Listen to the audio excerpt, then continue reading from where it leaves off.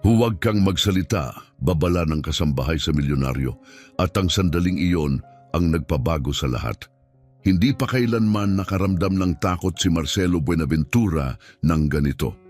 Ang mayamang 52 anyos na sanay na siyang may kontrol at nagbibigay ng utos sa daan-daang empleyado ay biglang naging walang magawa. Hinila siya ng kaniyang kasambahay na si Corazon papailalim sa ingranding marmol na hagdan sa loob ng kaniyang marangyang mansyon sa Santa Fe. Nakadikit ng mahigpit ang kamay niyang may guwantes sa bibig niya. May mga boses na hindi niya kilala na umalingaw-ngaw mula sa entrada ng bahay. Lumapit si Corazon at pabulong na nagsalita sa kaniyang tainga. Pakiusap po, Mr. Marcelo, manahimik kayo. Hindi nila dapat malaman na nandito kayo. Nakita ni Marcelo ang matinding takot sa maitim nitong mga mata. Isang bagay na hindi niya pa kailaman nakita kay Corazon. Sa 4 na buwan nitong pagtatrabaho sa kaniyang bahay, palagi itong tahimik, mabilis kumilos at propesyonal. Hindi ito nagtatanong at hindi nagkakamali. Pero ngayon, parang ibang tao na siya. "Narinig mo yon?" Sigaw ng isang paos at mabagsik na boses mula sa sala. Nakadiin ang katawan ni Corazon kay Marcelo at ramdam niyang nanginginig ito. Lalo pang humigpit ang kamay nito sa kaniyang bibig at napansin niyang basa ang dilaw nitong guwantes sa malamig na pawis. "Hindi ko yata nakikitang may tao rito, mukhang walang laman," sagot ng isa pang boses, mas bata. "Sigurado ka, akala ko may nakita akong gumalaw." Sinubukan ni Marcelo na kumilos pero mariing umiling si Corazon. Sumilip ang kayumanggi nitong buhok mula sa ilalim ng puting takip ng kasambahay. Sa unang pagkakataon sa buong buhay niya, napagtanto niyang umaasa siya ng lubusan sa ibang tao. Ang makapangyarihang negosyanteng namamahala sa 3 pabrika at mahigit 1,000 empleyado, ngayon ay nagtatago. At ang nagpoprotekta sa kanya ay ang kaniyang kasambahay. Parang bumagal ang oras. Palakas ng palakas at papalapit ng papalapit ang mga yabag habang patuloy ang pagtatalo ng mga boses. Kahit hindi maunawaan ni Marcelo ang sinasabi nila, nakatuon pa rin ang mga mata ni Corazon sa kanya, parang tahimik na nakikiusap na huwag siyang gagalaw. "Hayaan mo na! Wala siya rito," sabi ng isa sa mga lalaki, "pero nandito yung kotse niya sa garahe kahapon. Baka umalis siya kasama ng iba. Sige, tignan natin sa ibang lugar." Nang marinig ang pagsara ng pintuan sa harap, biglang gumaan ang pakiramdam ni Marcelo. Napabuntong hininga siya ng malalim, hindi niya namalayang kanina pa siya hindi humihinga. Naghintay pa si Corazon ng ilang segundo bago inalis ang kamay nito sa bibig niya, pero itinaas nito ang isang daliri sa labi, tahimik na paalala na huwag munang magsalita. Nang tuluyang mawala ang ingay ng mga sasakyang paalis sa labas, saka pa lang sila gumapang palabas mula sa ilalim ng hagdan. Pagkatayo ni Marcelo, nanginginig ang kanyang mga tuhod at nag-uumapaw sa isip niya ang mga tanong. "Ano ba yung nangyari?" pabulong niyang tanong. Itinuwid ni Corazon ang uniforme niya at inayos ang takip sa ulo. Nanginginig pa rin ang mga kamay niya. "Hindi ko po maipapaliwanag ngayon, Mr. Marcelo," mahina nitong sabi. "Pakiusap, kailangan ninyo akong pagkatiwalaan." "Pagkatiwalaan ka?" pasigaw niyang sabi, nakalimutang kailangan nilang tumahimik. "May mga pumasok sa bahay ko at kung umasta ka parang matagal mo na akong kilala. Tapos sasabihin mo sa akin na magtiwala na lang ng walang paliwanag? Pakiusap." Nakiusap si Corazon, nangingintabang luha sa kanyang mga mata. "Ipapaliwanag ko lahat, pangako, pero hindi ngayon, delikado pa." Tinitigan siya ni Marcelo, puno ng takot ang mukha nito, pero may isa pang bagay, lakas, determinasyon. Naalala niya ang ekspresyon na nakikita niya sa sarili tuwing may mabibigat na negosasyon sa negosyo. "Sige," pumayag siya matapos ang ilang sandali. "Pero bukas gusto kong kumpleto ang paliwanag mo." Tumango si Corazon at tahimik na bumalik sa kusina, iniwan si Marcelo na mag-isa, punong-puno ng kaba at pagkalito. Kinagabihan halos hindi siya nakatulog. Paulit-ulit na umiikot sa isip niya ang mga tanong, sino ang mga lalaking iyon? Paano nalaman ni Corazon na kailangan siyang itago? Malinaw na kilala niya ang mga ito. Masyado siyang mabilis kumilos at masyadong kalmado para maging aksidente lang ang lahat. Kinabukasan ng umaga, bumaba si Marcelo para mag-almusal at nadatnan niyang abala na si Corazon sa paghahanda ng karaniwan niyang pagkain. Binati siya nito sa dati nitong magalang na tono, pero iniiwasan ang mata niya at bahagyang nanginginig ang mga kamay. Magandang umaga po, Mr. Marcelo, sabi niya. Magandang umaga, Corazon. Nakatulog ka ba ng maayos? Opo, sir. Salamat. Uminom si Marcelo ng kape ng ilang sandali bago nagsalita. Tungkol sa nangyari kahapon, Mr. Marcelo, mabilis siyang pinutol ni Corazon. Hindi ko pa rin po pwedeng pag-usapan. Pero ipinapangako ko po sa inyo, walang kinalaman sa kaligtasan ninyo ang nangyari. Wala kayong panganib dahil sa akin. Napaangat ang kilay ni Marcelo. So inamin mong may kinalaman ito sa iyo? Huminto si Corazon sa pag-aayos ng mesa at tuluyang tumingin sa mata niya. Hindi po ako magsisinungaling tungkol sa ganitong bagay. Kung sinasabi kong ligtas kayo, dahil alam kong ligtas kayo. Matatag ang boses nito, kaya nag-alinlangan si Marcelo. Sanay siyang magbasa ng tao dahil sa mahabang taon sa negosyo at sa sandaling iyon, hindi niya naramdamang nagsisinungaling si Corazon. Sige, sabi niya, pero kapag naulit to, gusto ko na ang buong katotohanan. Naiintindihan ko po, sir. Sana po hindi na maulit. Pumunta si Marcelo sa opisina niya at sinubukang mag-focus sa mga ulat ng pabrika, pero paulit-ulit pa rin bumabalik sa isip niya ang pagpasok ng mga lalaki at higit sa lahat, si Corazon. Tanghali, binuksan niya ang kaniyang vault para tingnan ang ilang kumpidensyal na dokumento at biglang nanlamig ang kaniyang dibdib. May ilang folder na gumalaw ang pagkakalagay. Walang nawawala pero halatang may naghalungkat. Dali-dali siyang bumaba. Corazon, kailangan nating mag-usap ngayon na. Humarap sa kanya si Corazon mula sa pag-aalis ng alikabok sa sala. Agad lumitaw ang pag-aalala sa mga mata nito. Ano pong problema, Mr. Marcelo? May pumasok sa opisina ko, nagalaw ang mga dokumento ko. May alam ka ba tungkol dito? Pumutla ang mukha ni Corazon. Ako? Wala po akong alam, sir. Corazon, alam mong mas marami kang alam kaysa sa sinasabi mo. Pwedeng malagay sa peligro ang negosyo ko, ang mga ari-arian ko, ang kinabukasan ko. Kailangan mong sabihin sa akin kung ano ang nangyayari. Tumigil siya, halatang nakikipaglaban sa sarili. Mr. Marcelo, sinasabi ko po hindi ko kayo sasaktan, pero may mga bagay na hindi ko pwedeng ipaliwanag. Hindi pa. Bakit hindi pa?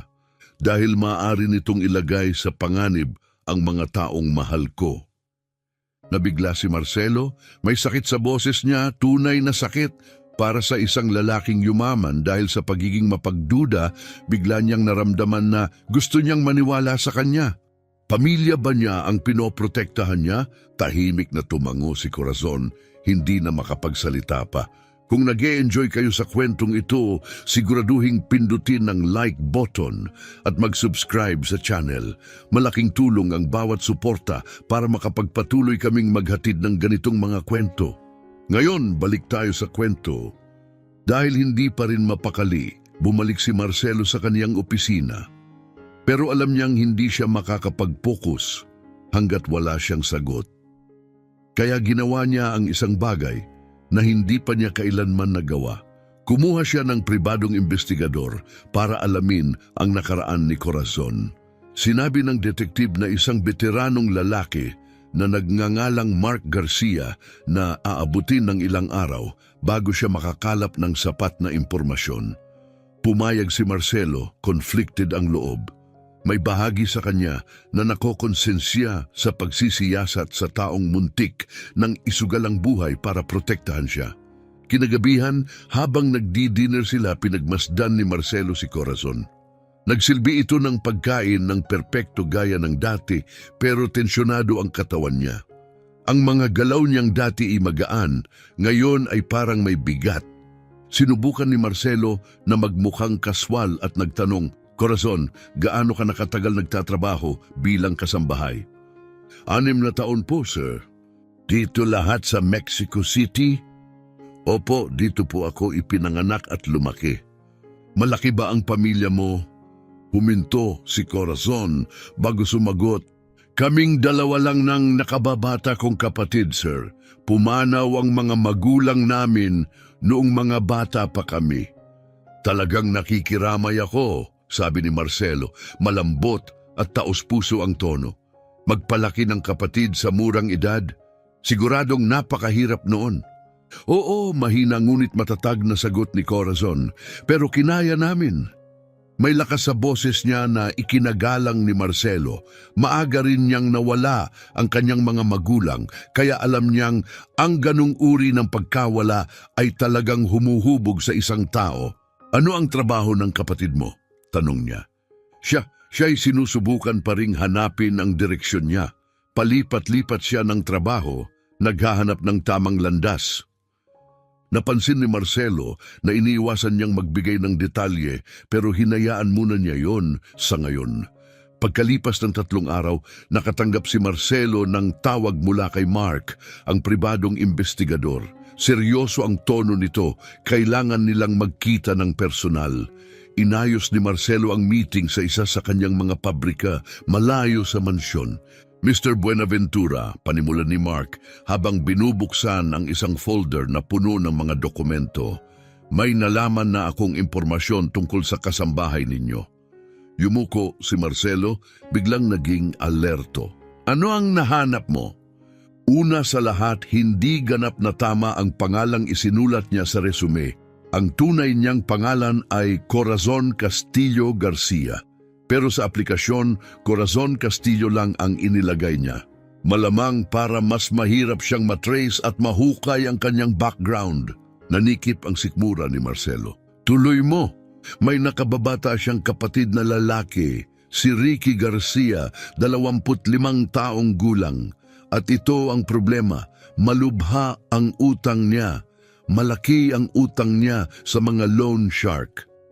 Nanikip ang dibdib ni Marcelo habang bumabagsak ang bigat ng katotohanan.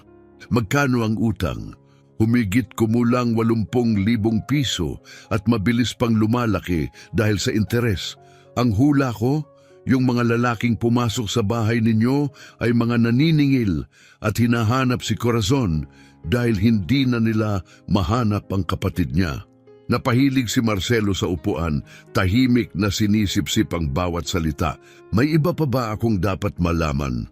"Wala akong nakitang criminal record si Corazon, malinis ang employment record niya. Nagtrabaho na siya sa ilang bahay at maganda ang mga reference. Sa lahat ng nakita ko, mukhang mabuti siyang tao. Nadamay lang sa masamang sitwasyon dahil sa kapatid niya." "Salamat, Mark. I-email mo sa akin ang buong report." Habang nagmamaneho pa uwi, naguguluhan si Marcelo. May bahagi sa kanya na pakiramdam niya ay niloko siya. Hindi naging tapat si Corazon tungkol sa tunay niyang pagkatao. Pero may bahagi rin sa kanya na nakakaunawa sa desperasyon nito. Nagsinungaling siya para protektahan ang kapatid.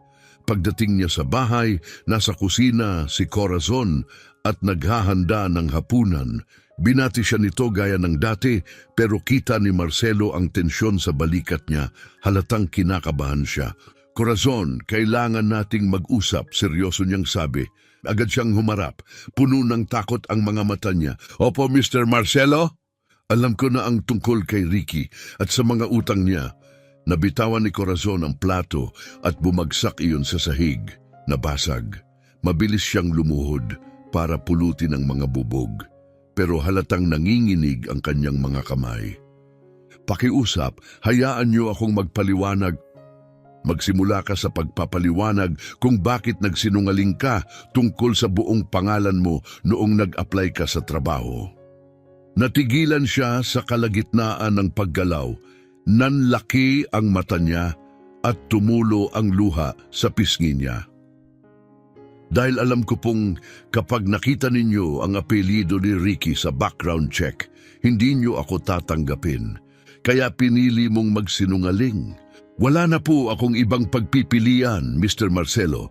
Kailangan ko ang trabahong ito, hindi lang para sa sweldo, kundi dahil ito ang unang lugar sa loob ng maraming taon na nakaramdam ako ng ligtas at nire-respeto. Tumama ang mga salita niya sa puso ni Marcelo. Walang bahid ng manipulasyon ang boses niya, puro katotohanan. Bakit hindi mo sinabi sa akin ang totoo nung dumating yung mga lalaking naghahanap sa'yo? Natakot po ako na isipin niyo na dinadala ko ang problema ko sa buhay niyo. At ayokong madismaya kayo, lalo na ang taong tunay kong nirerespeto. Nirerespeto mo ako? Pinunasan ni Corazon ang luha niya gamit ang manggas. Palagi po kayong patas, Mr. Marcelo. Sa mga buwang ito, hindi niyo po ako kailanman minata. Binabayaran niyo ako sa oras, mabait kayo. Mas mahalaga po iyon kaysa sa akala ninyo. Nabigla at naantig si Marcelo. Hindi madalas na may taong nagsasalita sa kanya ng ganyan katapat, lalo na sa gitna ng ganitong sitwasyon. At tungkol po sa mga dokumento sa opisina ninyo, sinusumpa ko po, wala silang kinuha. Hinanap lang nila ako. Noong nalaman nilang wala ako, umalis sila. Naniniwala si Marcelo. Wala siyang naramdamang alinlangan sa paraan ng pagsasalita niya. Corazon, naiintindihan mo namang hindi ko pwedeng hayaan ang mga delikadong tao na basta na lang pumapasok sa bahay ko. Alam ko po, kung gusto niyo po akong tanggalin, mauunawaan ko. Tumayo siya roon, kalmado kahit patuloy ang pagagos ng luha. Kita ni Marcelo na handa siyang tanggapin ang magiging desisyon niya. Pero ang tindig niya, ang katahimikan niya, may dignidad. Hindi kita tatanggalin, sabi ni Marcelo. Ano po? Pero kailangan nating humanap ng paraan para maayos ang sitwasyon ng kapatid mo. Hindi ko pwedeng hayaan na bumalik dito ang mga loan shark. Napatigil si Corazon, halatang nagulat, sa kabiglang napuno ng pasasalamat. Aayusin ko po, pangako hindi na sila lalapit sa inyo. Paano? Magre-resign ako, aalis kami ni Ricky sa syudad. Sa ganon, susundan nila kami at hindi na pupunta rito. Hindi, mariing sabi ni Marcelo, hindi maayos ng pagtakas ang problema. Hahabulin lang nila kayo ng hahabulin. Kung ganon, ano po ang dapat kong gawin? Tanong niya halatang overwhelmed. Ako na ang bahala, may maiisip ako. Kinagabihan halos hindi na naman nakatulog si Marcelo. Paulit-ulit bumabalik sa isip niya si Corazon at ang kapatid nito. Sa unang pagkakataon matapos ang maraming taon, tunay siyang nag-alala sa kinabukasan ng ibang tao.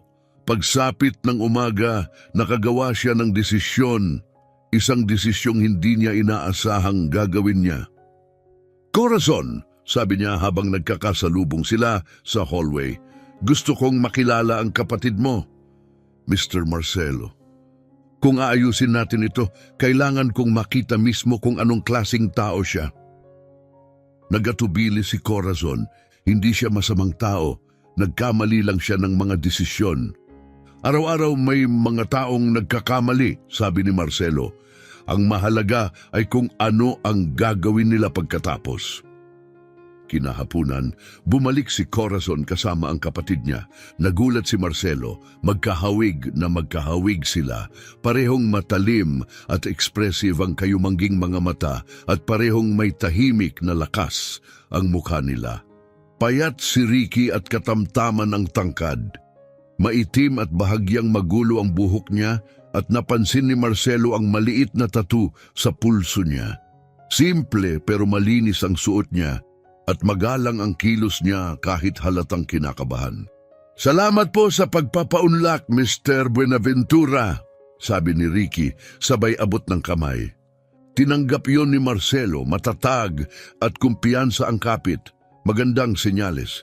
Sinabi ng kapatid mo ang tungkol sa utang mo, sabi ni Marcelo. Opo, at pasensya na po talaga sa gulong na dulot ko. Hindi ko po kailanman ginustong madamay si Corazon dito. Pero hinayaan mo pa ring mangyari. Oo, amin ni Ricky. Bumaba ang tingin. At kinamumuhian ko ang sarili ko araw-araw dahil doon. Tinitigan siya ni Marcelo. Totoo ang pagsisisi.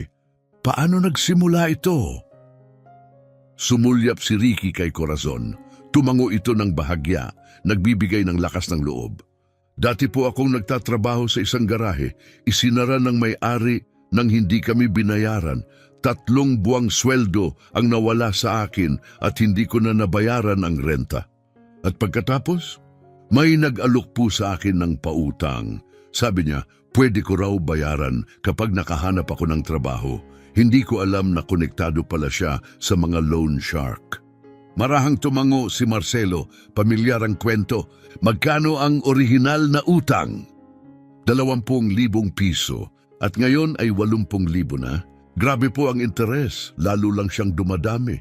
Nag-isip si Marcelo, tama ang mga numero, tugma sa mapanlamang na sistema ng pagpapautang. At bakit hindi ka humingi ng tulong kay Corazon? Ginawa na niya lahat para sa akin, sir. Siya ang nagpalaki sa akin. Isinakripisyo niya ang sarili niyang buhay para lang maalagaan ako. Ayoko nang humingi pa. Lumingon si Marcelo kay Corazon at napansin niyang napupuno ng luha ang mga mata nito. Pero sa huli, naging pabigat ka pa rin. Mahina niyang sabi. Oh, amin ni Ricky, puno ng guilt ang boses. At ngayon pwedeng mawala kay Corazon ang nag-iisa niyang matatag na bagay sa buhay. Dahil lang sa akin. Yumuko si Marcelo, seryoso ang muka. Ricky, gusto kong sagutin mo ang isang tanong ng buong katapatan. Kung babayaran ko ang utang mo, maipapangako mo ba na hindi mo na muling ilalagay ang sarili mo o ang kapatid mo sa ganitong sitwasyon? Oo po sir, sumpa ko, hindi na mauulit. Natuto na po ako sa pinakamahirap na paraan. At paano ako maniniwala? Huminto si Ricky.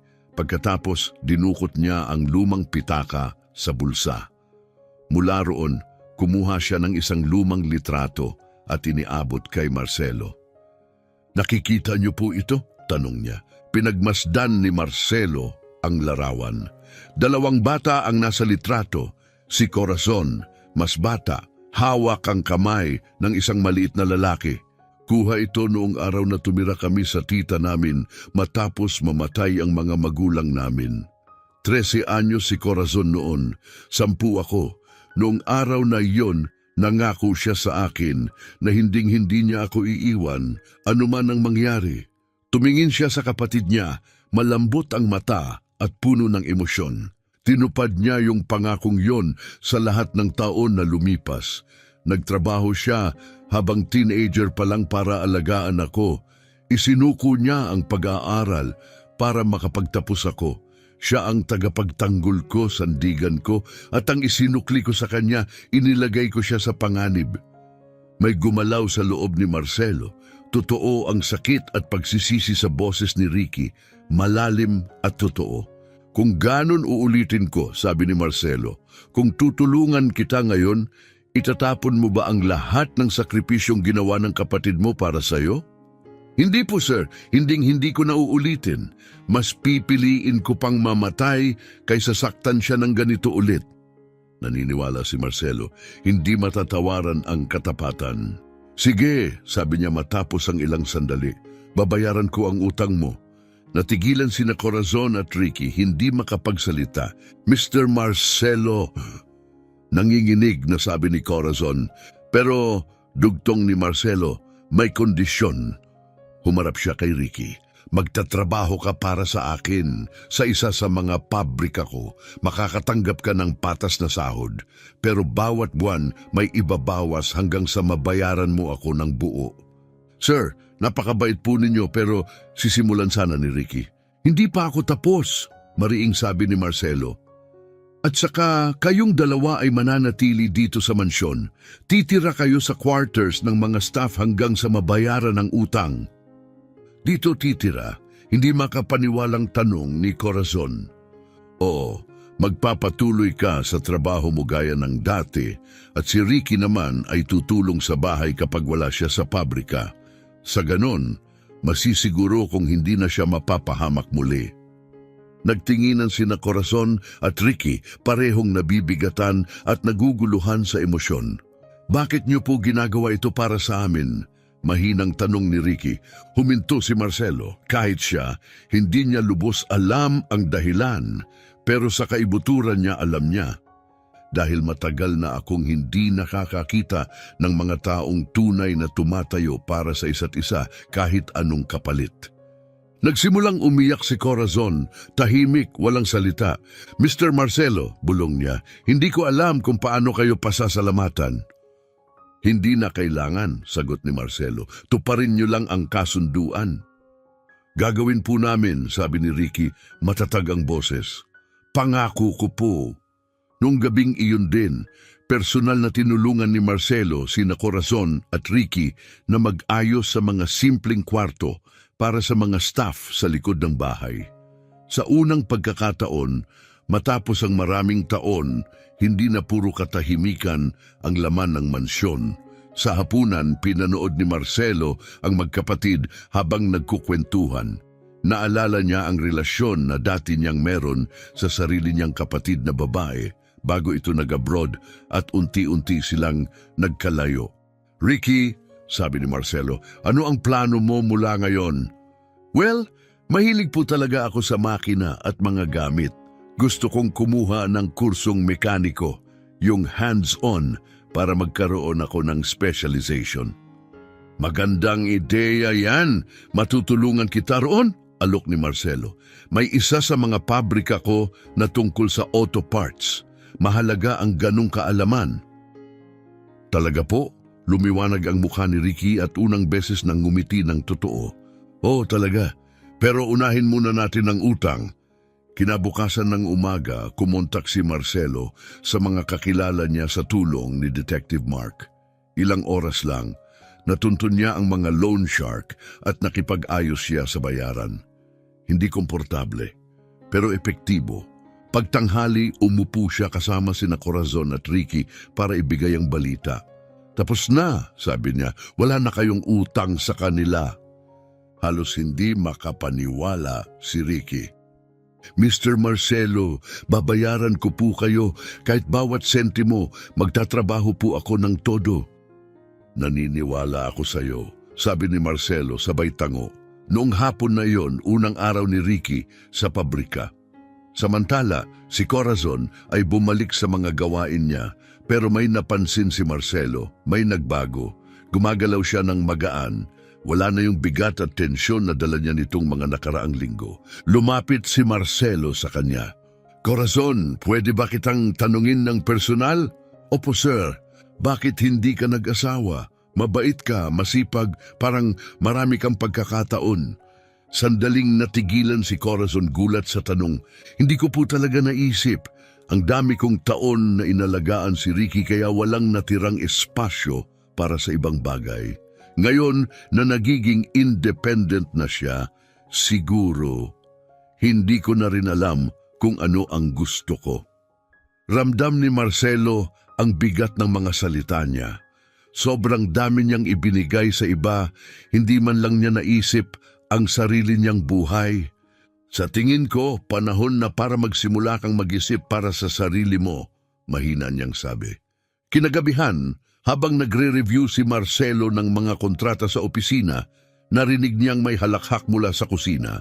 Na-curious siya, kaya bumaba siya para tignan kung ano ang nangyayari. Doon, nakita niya si Ricky na tinuturuan si Corazon maglaro ng baraha. Simple lang na sandali, pero pinuno nito ang bahay ng init na hindi niya naramdaman sa loob ng maraming taon. Pwede ba akong sumali?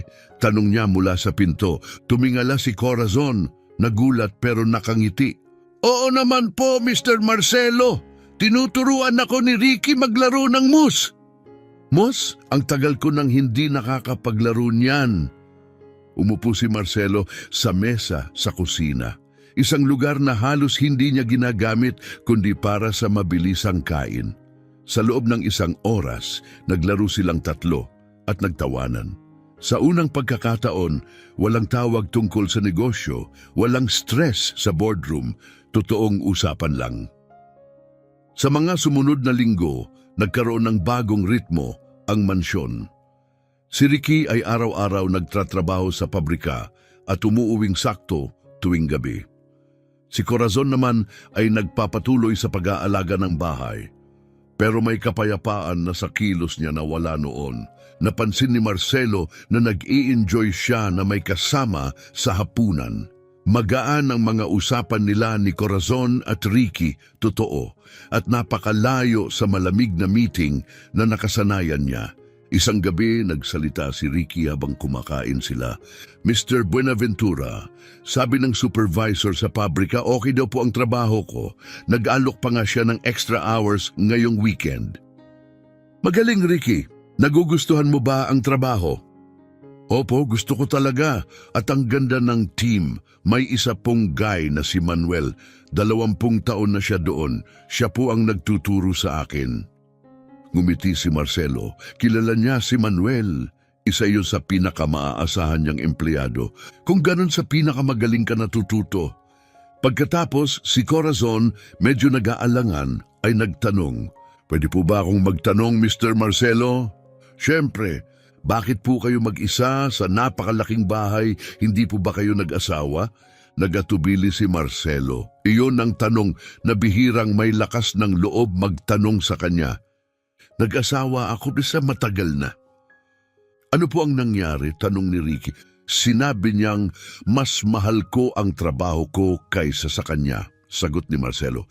"At hindi siya nagkamali." Marahang tumingin si Corazon sa kanya. "Pinagsisihan niyo po ba?" "Araw-araw," amin niya. "Pero nung naintindihan ko na ang pagkakamali ko, naka-move on na siya." "Sinubukan niyo po bang magmahal ulit?" Mahinang tanong ni Corazon. "Sinubukan ko rin," amin ni Marcelo, mababa ang boses, "pero paulit-ulit ko rin ginagawa ang parehong mga pagkakamali. Hanggang sa kumbinsihin ko ang sarili ko na mas mabuti nang mag-isa ako kaysa makasakit pa ng ibang tao." Isang tahimik at magalang na katahimikan ang bumalot sa hapagkainan. Pagkatapos, nagsalita si Ricky, maalalahanin at taos-puso. "Mr. Marcelo, baka hindi po ang problema ay masyado kayong nahumaling sa trabaho. Baka po hindi nyo lang nakilala ang taong talagang makakaintindi sa inyo." Tumingin si Marcelo sa kanya, puno ng pagkamausisa. "Anong ibig mong sabihin?" "Ibig kong sabihin, nagsusumikap kayo dahil marami kayong responsibilidad. Maraming umaasa sa inyo, mga pamilya ng mga empleyado ninyo, ang kinabukasan ng mga kumpanya ninyo. Hindi po iyon pagiging makasarili. Katapatan po iyon sa tungkulin." Sumulyap si Ricky kay Corazon, saka nagdagdag, "Baka ang kailangan niyo po ay hindi baguhin kung sino kayo, kundi hanapin ang taong pinahahalagahan ang ganyang uri ng dedikasyon." Nabigla si Marcelo sa lalim ng pananaw ng binata. "Baka tama ka," dahan-dahan niyang sabi. "Alam kong tama siya," dagdag ni Corazon na may banayad ng ngiti. "Mabuti kayong tao, Mr. Marcelo. Ang sino mang hindi nakakita noon, marahil hindi kayo karapat-dapat sa simula pa lang." Noong gabing iyon, nakahiga si Marcelo sa kama habang iniisip ang mga sinabi nila. Matagal-tagal na rin mula nang may makakita ng kabutihan sa kanya, nang walang paghusga at walang hinihinging kapalit. Mahal kong tagapakinig, kung nag-e-enjoy kayo sa kwentong ito, huwag kalimutang pindutin ang like button at mag-subscribe sa channel. Malaking tulong iyon sa aming mga storyteller para magpatuloy. Ngayon, tuloy tayo. Lumipas ang mga sumunod na linggo ng payapa. Nagkaroon ng bagong ritmo ang buhay sa mansyon ng mga Buenaventura, isang ritmong mas nagustuhan ni Marcelo kaysa sa inaasahan niya. Nagsisimula ang umaga sa tahimik na almusal kasama si Corazon. Ang mga gabi naman ay puno ng sabayang hapunan, magagaan na usapan at paminsan-minsang biro mula kay Ricky. Tuwing weekend, tumutulong si Ricky sa maliliit na ayos sa bahay. At ang lugar na dati tahimik at malamig, ngayon ay parang mainit at may buhay na. Pero isang Biyernes ng gabi, habang inaayos ni Marcelo ang ilang dokumento sa opisina niya, biglang naputol ang katahimikan. Tumunog ang doorbell, tumingin siya sa orasan. Halos 10:00 na ng gabi, hindi pangkaraniwan. Bumaba siya at nadatnan niyang nakatayo na si Corazon malapit sa pinto, nakabitin ng kamay sa hawakan, parang nag-aalangan. "Sino yan?" tanong ni Marcelo. "Hindi ko po alam," mahina niyang sagot. "Wala po akong inaasahang bisita." Tumunog ulit ang doorbell, mas madiin at mas nagmamadali. "Ako na," sabi ni Marcelo at lumapit sa pinto. Sumilip siya sa peephole at nakita ang isang batang babae na hindi niya kilala, pero may kung anong pamilyar sa hitsura nito. Binuksan niya ang pinto at parang gumuho ang mundo sa ilalim niya. "Dad!" Natigilan si Marcelo, nakatayo roon, halatang pagod at halos wala ng lakas. Si Chloe, ang anak niya. Mas matanda na ang itsura nito, pagod ang mukha at buntis na buntis. Sa isang kamay, hawak nito ang maliit na maleta at may bakas pa ng tuyong luha sa pisngi.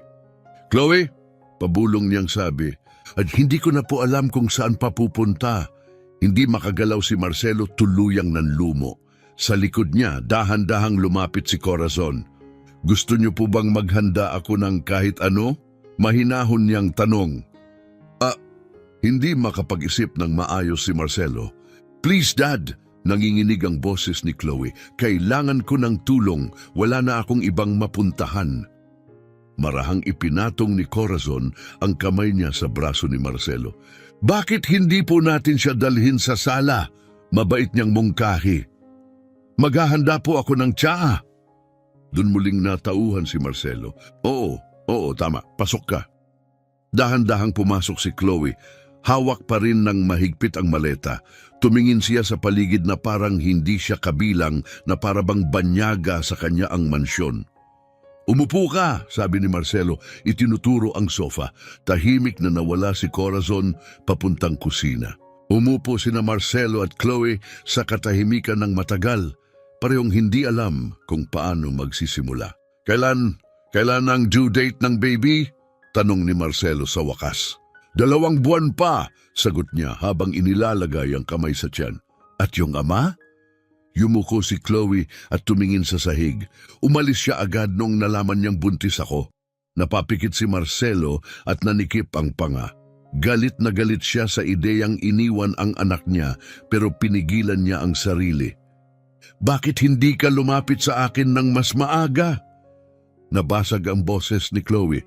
"Kasi ang huli mong sinabi sa akin, babalik lang daw ako kapag kailangan ko ng pera. At ngayon, heto ako. Pinatutunayan kong tama ka." Napapikit si Marcelo. Naalala niya ng malinaw ang away nila. Matindi. Iniwan ni Chloe ang kursong business para sundan ang sining. At sa galit niya noon, nakapagsalita siya ng mga salitang masakit at hindi na mababawi. "Chloe, hindi ko sinasadya yon. Sinadya mo," bulong niya. "At tama ka, akala ko kaya kong sundan ang pangarap ko at maging matagumpay na artista. Pero ngayon, wala na akong pera, mag-isa at buntis." Sa sandaling iyon, bumalik si Corazon, dala ang tray na may tsaa at cookies. "Naisip ko pong makakatulong ang mainit na tsaa," malambot niyang sabi habang inilalapag ang tray sa mesa. "Salamat," sabi ni Chloe, nagulat sa kabaitan. Pinagmasdan sila ni Marcelo. Hindi nagtanong si Corazon, tumulong lang siya, tahimik at maingat. "Dad?" tanong ni Chloe matapos ang ilang higop. "Sino siya?" "Si Corazon, ang kasambahay ko," panimula ni Marcelo. Pero sumingit si Corazon. "Ako si Corazon. Ikinagagalak ko pong makilala kayo," sabi niya na may ngiti. "Ako rin," taus-pusong sagot ni Chloe. Napansin ni Marcelo na tila kumalma ang anak niya sa presensya ni Corazon. Chloe, may matutuluyan ka ba? Umiling si Chloe. Sa murang hotel lang ako tumutuloy, pero naubusan ako ng pera kahapon. Kung ganon, dito ka natitira. Agad na sabi ni Marcelo, Dad, ayoko nang, wala nang usapan, ito ang tahanan mo.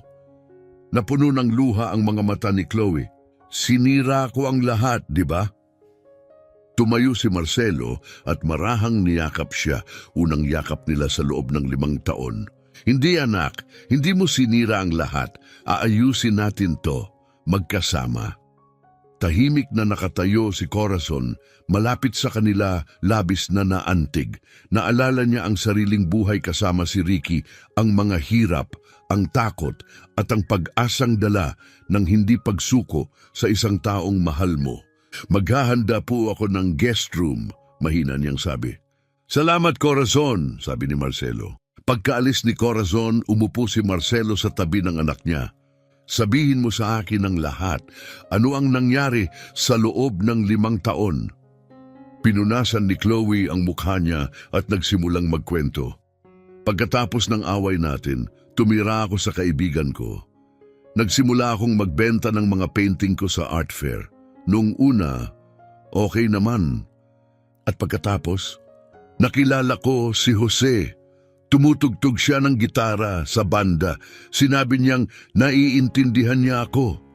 Sabi niya, pareho kaming mga nangangarap. Maingat na nakinig si Marcelo kahit humihigpit ang mga kamay niya sa pangalan. Kailan mo nalaman na buntis ka? 2 buwan na ang nakalipas. Nung sinabi ko sa kanya, bigla siyang nawala, nagpalit ng numero, umalis sa apartment. Wala akong paraan para mahanap siya. Nanlamig ang sikmura ni Marcelo pero pinanatili niyang kalmado ang sarili. At hindi mo pa rin ako tinawagan. Gusto ko maraming beses pero lagi kong naaalala yung away natin. Natakot akong itakwil mo ulit ako. Tumingin siya kay Chloe na puno ng sakit ang mga mata. Chloe, hindi kita kailanman itatakwil. Hindi talaga. Yung away na yon, masyado akong matindi, alam ko. Natakot lang ako para sa'yo. Natakot akong masasaktan ka sa paghahabol ng bagay na hindi sigurado. Pero tama ka, sabi niya mo, hindi ako nabuhay bilang artista. Hindi, mariing sabi ni Marcelo, hindi ako tama.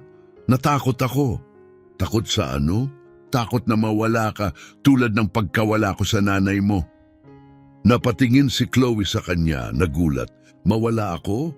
Ang nanay mo, pintor din. Malaki ang pangarap niya. Gusto niyang magkaroon ng sarili niyang gallery, sarili niyang exhibits. Pero ako, pinanghinaan ko siya. Sinabihan ko siyang mag-focus na lang sa pagiging ina. Hindi ko siya sinuportahan. At sa tingin ko, sa kaibuturan niya, hindi niya ako kailanman napatawad doon. Natahimik si Chloe, pinoproseso ang lahat. Hindi ko alam yon, pabulong na sabi ni Chloe. Marami ka pang hindi alam tungkol sa nanay mo at sa akin, mahina ring sabi ni Marcelo. Noong sinabi mong gusto mong maging artista, hindi lang ako nagalit.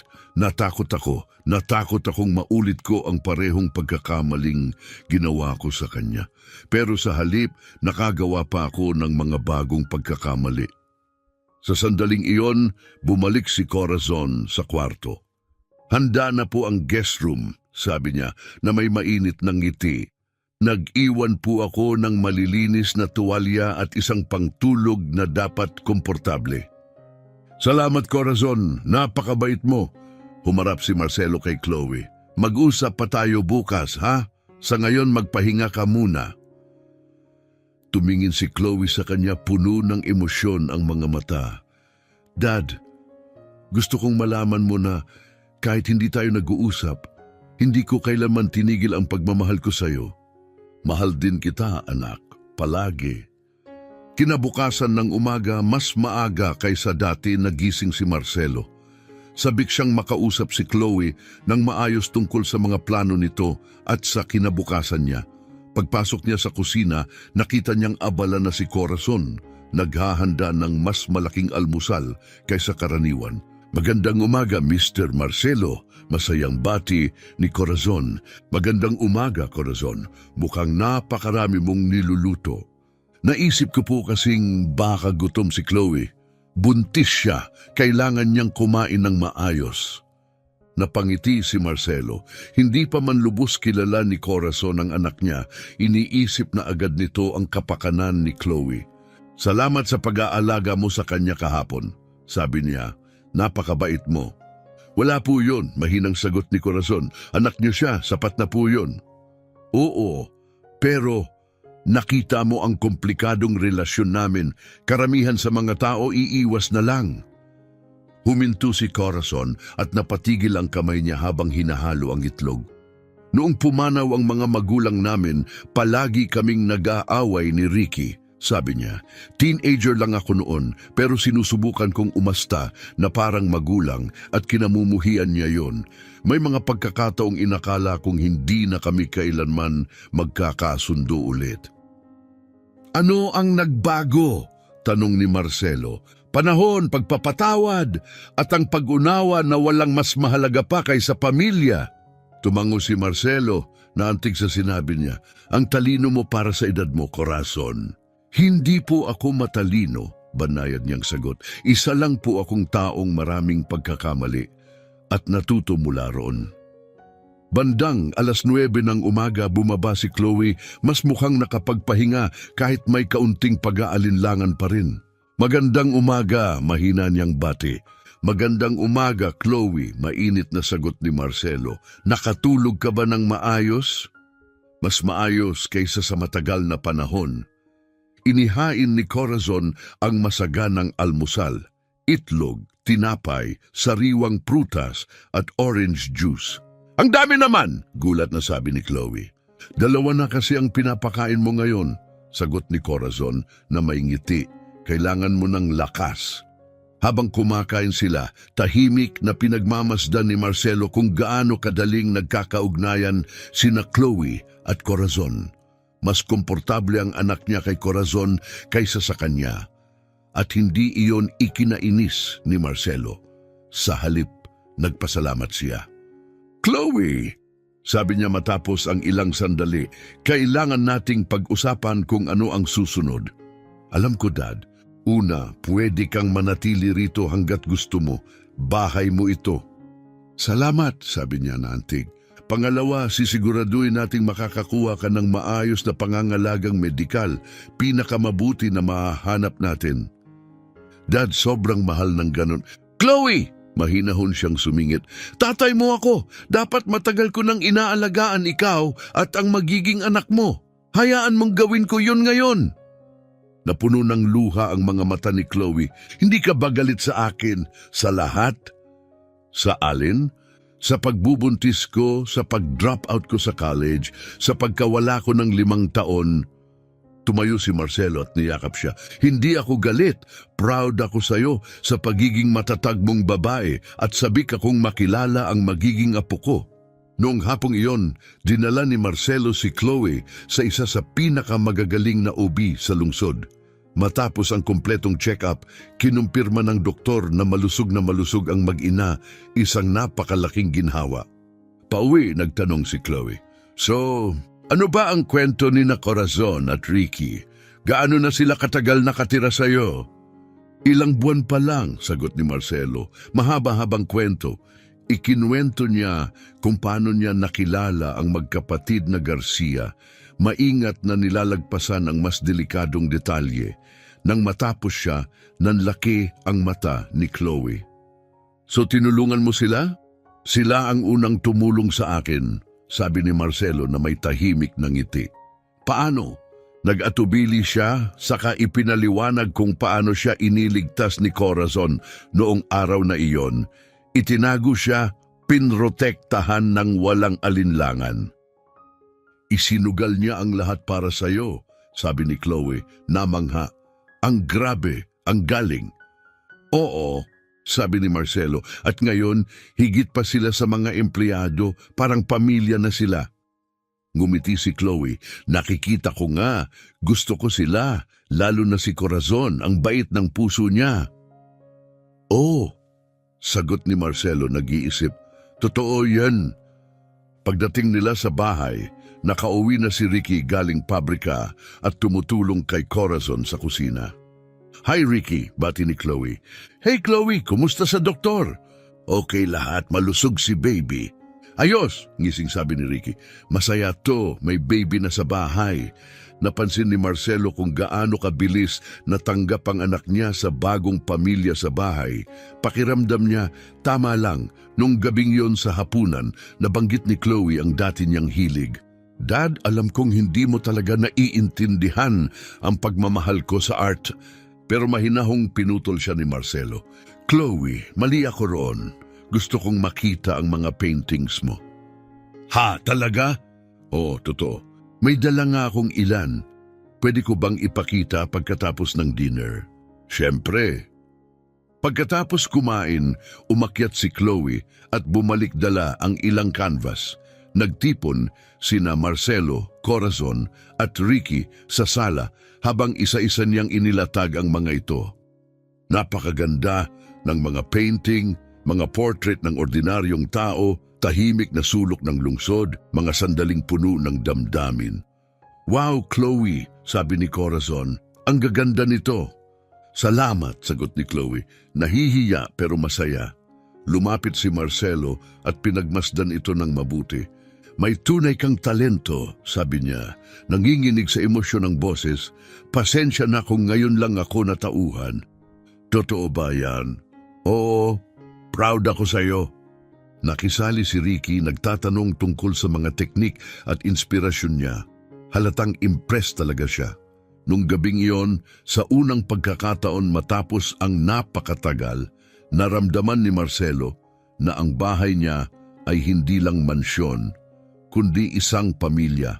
Sa mga sumunod na linggo, mabilis na naka-adjust si Chloe sa buhay sa mansyon. Tinutulungan niya si Corazon sa maliliit na bagay, nagpipinta sa hardin at unti-unting bumabalik ang kumpiyansa niya. Napansin ni Marcelo kung gaano kalaki ang nabago ng presensya niya sa bahay. Mas marami ng usapan, mas maraming tawa, mas may init sa bawat kwarto. Isang hapon, nadatnan niya sina Chloe at Corazon na malalim ang kwentuhan sa sala, parehong nakangiti at kalmado. Anong pinag-uusapan niyo? Tanong niya na may ngiti. Kinukwento ni Corazon kung paano niya pinalaki si Ricky mag-isa, sabi ni Chloe. Ang galing, sobra. Si Corazon talaga ang incredible, dagdag ni Chloe. Magpalaki ng baby mag-isa bilang single mom, siguradong napakahirap. Ikaw ang matapang, sagot ni Corazon. Ginagawa mo ito ng mag-isa at kailangan ng lakas ng loob yon. Umupo si Marcelo sa tabi nila, naantig sa eksena. Chloe, malumanay niyang tanong, naiisip mo na ba kung ano ang gusto mong gawin pagkatapos ipanganak ang baby? Nag-aalinlangan si Chloe. Hindi pa, Dad, nakakatakot talaga. Hindi ko alam kung paano ko haharapin lahat. Hindi ka mag-isa, sabi ni Corazon. Andyan ang dad mo at kami. Ganon ng pamilya. Nandyan para sa isa't isa. Tumango si Marcelo. Tama si Corazon. May suporta ka sa lahat ng kailangan mo. Kinagabihan sa hapunan mukhang may iniisip si Ricky. Pagkatapos, nagsalita siya na parang may magandang ideya. Chloe, bakit hindi ka mag-host ng exhibition ng mga paintings mo? Exhibition, kabadong tawa ni Chloe. Ricky, kailangan ng pera yon. Kailangan mo ng mga kakilala, isang lugar at pera, alanganing sabi ni Chloe. Paano kung dito mismo sa mansyon natin gawin ng exhibition? Mungkahi ni Ricky. May malaking hall si Mr. Marcelo na hindi naman ginagamit. Ayusin natin yon. Mag-imbita tayo ng mga bisita at maghain ng konting pampagana. Napaangat ang kilay ni Marcelo, nagulat pero nainganyo. Mabilis siyang nagustuhan ng ideya. Ricky, napakagaling ng naisip mo. Sandali, seryoso ka ba, Dad? Tanong ni Chloe halos hindi makapaniwala. Sobrang seryoso. Bakit hindi natin gawin ang unang art exhibition mo bago pa ipanganak ang baby? Napuno ng emosyon ang mata ni Chloe. Gagawin mo talaga yon para sa akin. Siyempre, masayang sabi ni Corazon, karangalan naming tulungan ka. Pero wala akong koneksyon sa art world dito. Mahina at nag-aalangan si Chloe. Wala akong kahit isang kilalang gallery owner sa Mexico City. Nag-isip si Marcelo sandali. May mga kakilala akong posibleng interesado, mga kaibigan, business contacts, at pwede rin nating ipromote online. Mabilis kumalat ang balita kapag may pakialam ang mga tao. Ngumiti si Chloe habang tumutulo ang luha, parang panaginip. Kung ganon gawin nating totoo, mariing sabi ng ama niya. Ang mga sumunod na linggo ay punong-puno ng abala. Sumikap sina Corazon at Ricky na gawing elegante at parang tunay na gallery ang pangunahing hall ng mansyon. Ginamit ni Marcelo ang mga koneksyon niya para mag-imbita ng art collectors, matagal ng kliyente at malalapit na kakilala. Unti-unting lumaki ang ingay at interes. Si Chloe nagliliwanag sa saya ay maingat na pinili ang pinakamagaganda niyang paintings at gumawa pa ng ilan para sa event. Isang linggo bago ang malaking gabi, tumunog ang telepono ni Marcelo at may pangalang hindi niya inaasahan ang lumitaw sa screen. Janet! Napatalo ng puso niya. Si Janet ang dating asawa niya at ina ni Chloe. Sinagot niya ang tawag. Janet, hello? Nabalitaan kong nakatira si Chloe sa'yo. Nag-atubili si Marcelo. Oh, paano mo nalaman? May kaibigan akong nakita ka sa OBGYN clinic. Sabi niya, iba raw ang itsura mo. Si Chloe buntis, di ba? Napabuntong hininga si Marcelo. Oo, buntis siya. May katahimikan. Bakit hindi mo sinabi sa akin? Sa tingin ko, mas mabuting si Chloe ang tanungin mo, sagot niya. Pwede ko ba siyang makausap? Nag-isip si Marcelo. Matapos ang hiwalayan, lumipat si Janet sa Guadalajara at matagal nang lumayo kay Chloe. Janet, maayos ang lagay ni Chloe dito. Ayokong ma-stress siya, lalo na ngayon. Naiintindihan ko, mahina niyang sabi, pero nanay pa rin niya ako. Alam ko, ganito. May art exhibition siya sa lalong madaling panahon. Una niyang exhibition. Baka magandang pagkakataon yon para magkausap kayo ulit kung papayag siya. Exhibition? Parang nabigla si Janet. Nagpipinta pa rin siya? Hindi siya tumigil at magaling siya. May mahabang katahimikan sa kabilang linya. Marcelo, gusto kong naroon. Kakausapin ko si Chloe at ipapaalam ko sa'yo. Kinagabihan, sinabi ni Marcelo sa anak niya ang tungkol sa tawag. Hindi agad sumagot si Chloe. Tahimik siyang nag-isip. Ano sa tingin mo? Tanong ni Marcelo sa wakas. Sa tingin ko, dapat sa akin galing ang desisyon. Oo, sa'yo. Dad, pwede ba kitang tanungin? Kahit ano. Mahal mo pa ba si Ma'am? Napakurap si Marcelo na bigla. Hindi, ibig kong sabihin, mabilis na dagdag ni Chloe. Gusto ko lang malaman kung nag-aaway pa rin kayo kapag magkasama kayo. Huminga ng malalim si Marcelo. Hindi na kami nag-aaway. Pareho na kaming nag-mature. Yung problema namin ng nanay mo, hindi mo kasalanan. Tumango si Chloe. Kung ganon sabihin mo pwede siyang pumunta, pero ipaalala mo, ayoko ng drama sa show ko. Napatawa si Marcelo. Huwag kang mag-alala, sisiguraduhin kong malinaw yon. Dumating ang gabi ng exhibition ng mas mabilis kaysa sa inaasahan ng lahat. Kakaiba na ang itsura ng mansyon. Ang pangunahing hall ay napakagandang inayos. May malambot na ilaw at malilinis na puting panel kung saan nakadisplay ang 20 sa pinakamahuhusay na obra ni Chloe. May eleganteng hors d'oeuvres at mahigit 50 bisita ang napuno ang hall. Napakaganda ni Chloe sa navy blue na bestidang bumagay sa lumulobo niyang tiyan. Halatang kinakabahan siya pero nagliliwanag siya sa pagmamalaki. Salamat, Dad! Sabi niya habang mahigpit na niya yakap si Marcelo. Sa lahat!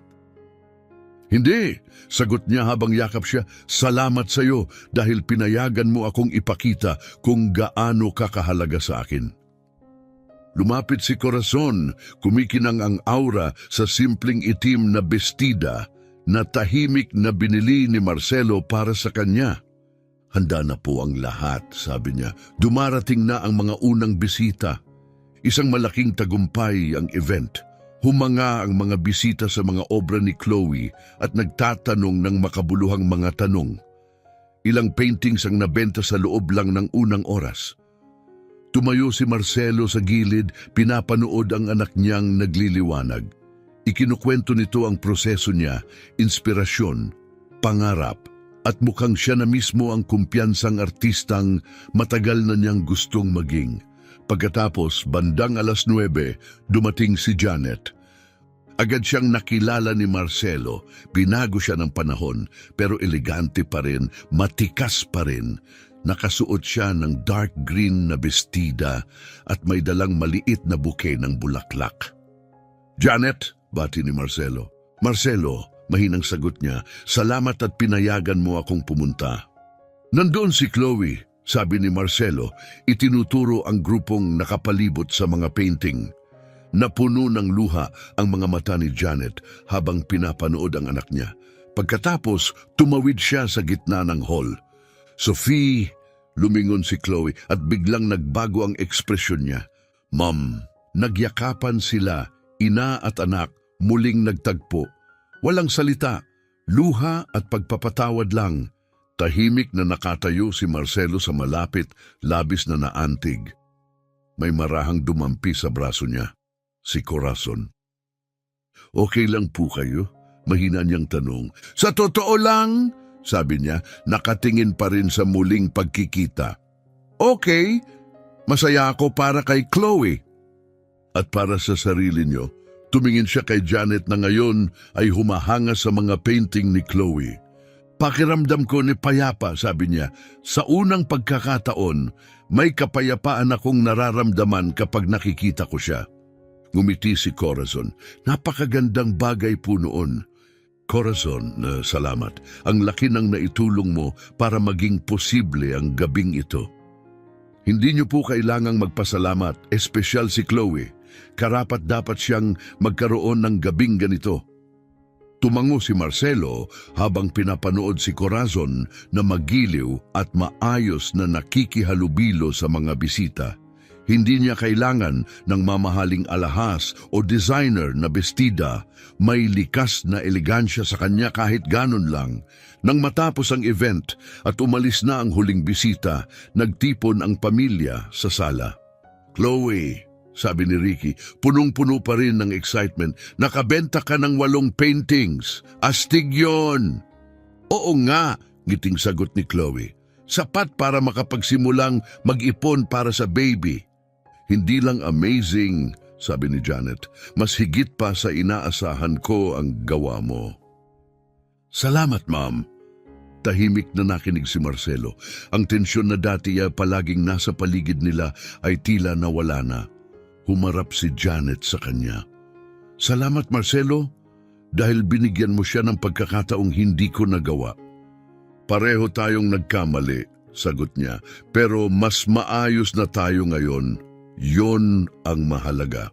Nanatili si Janet sa isang hotel malapit doon sa loob ng 3 araw.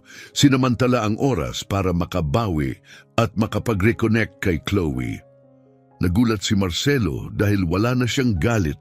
Nostalgia na lang, malambot na alaala ng isa pang buhay na tahimik nang lumipas. Sa huling araw ni Janet sa syudad, humiling siyang makausap si Marcelo ng pribado. "Marcelo, pwede ba kitang tanungin ng personal?" "Siyempre, si Corazon, ang kasambahay mo, kayo ba ay may relasyon?" Nabigla si Marcelo sa tanong. "Anong ibig mong sabihin?" "Kilala kita ng mahigit 2 dekada at hindi pa kita nakitang tumingin sa isang tao gaya ng pagtingin mo sa kanya." Halatang nalito si Marcelo. "Paano ba ako tumitingin sa kanya?" "May pag-aalaga, may paghanga at may pagmamahal." "Janet, hindi kita inaakusahan. Sinasabi ko lang, halata sa kahit sinong nanunood. Mahal mo siya." Natahimik si Marcelo, pinoproseso ang sinabi niya. Kahit totoo man yon, sabi niya sa wakas, komplikado. Dahil sa trabaho niya, dahil sa estado sa buhay, nag-atubili siya. At iba pang dahilan. Ngumiti si Janet parang alam na ang sagot. Marcelo, palagi kang proud at matigas ang ulo, pero huwag kang magpakatanga. Kung may taong nagpapasaya sa'yo, huwag mong hayaang pigilan ka ng isang bagay na walang saysay tulad ng status para manatili sa kanya. Noong gabing iyon, matapos bumalik si Janet sa Guadalajara, gising na gising si Marcelo sa kama, paulit-ulit na binabalikan sa isip ang naging usapan nila. Posible nga bang totoo? Nahulog na nga ba ang loob niya kay Corazon? Naisip niya kung paano ngumiti si Corazon kay Ricky tuwing masigla itong nagkukwento tungkol sa trabaho niya, kung paano niya inalagaan si Chloe na parang tunay na pamilya, at kung paano niya laging naaalalang dalhan siya ng kape sa paborito niyang timpla kahit hindi niya hinihingi. Paano niya hindi napansin yon agad? Pagkatapos ng hapunan, nakita niya si Corazon na mag-isa sa kusina, tahimik na naghuhugas ng mga plato. Corazon, pwede ba kitang tulungan? Lumingon ito at ngumiti ng mainit. Napakabait niyo po, Mr. Marcelo, pero malapit na po akong matapos. Pero binaliwala ni Marcelo ang pagtutol niya. Kumuha siya ng tuwalya at nagsimulang magpunas ng mga pinggan sa tabi niya. Corazon, pwede ba kitang tanungin ng personal? Opo, sir. Masaya ka ba rito? Sandali siyang natigil, nakababad ang kamay sa mabulas na tubig sa dahan-dahang humarap sa kanya. Opo, Mr. Marcelo, sobrang saya ko po. Bakit? Siguro gusto ko lang makasiguro. Minsan iniisip ko kung itong setup natin, yung paraan ng pamumuhay natin, hindi ba ito medyo kakaiba para sa inyo? Kakaiba sa anong paraan? Yung nakatira sa bahay ng amo, ang lapit sa pamilya, hindi ito yung normal na trabaho. Marahang ngumiti si Corazon. Mr. Marcelo, halos buong buhay ko, naghahanap ako ng isang bagay na hindi ko pa alam na kailangan ko pala. Isang lugar kung saan nirerespeto ako, kailangan minamahal. Dito natagpuan ko yon, si Ricky, sa wakas bumubuo na ng kinabukasan, si Chloe, nabubuhay ang pangarap niya, at kayo, nag-atubili siya. Kayo po, naging napaka-espesyal niyo sa akin. Espesyal sa anong paraan? Yumuko si Corazon, bahagyang namula ang pisngi.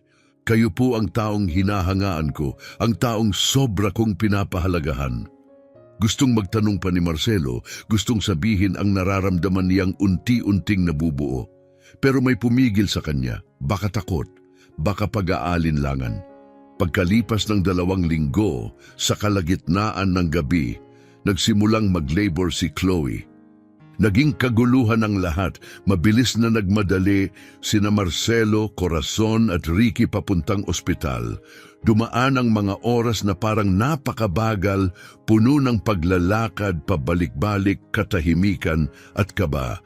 6:00 ng umaga, lumabas ang doktor na may malaking ngiti. Congratulations, Mr. Buenaventura, mayroon kayong malusog at napakagandang apo.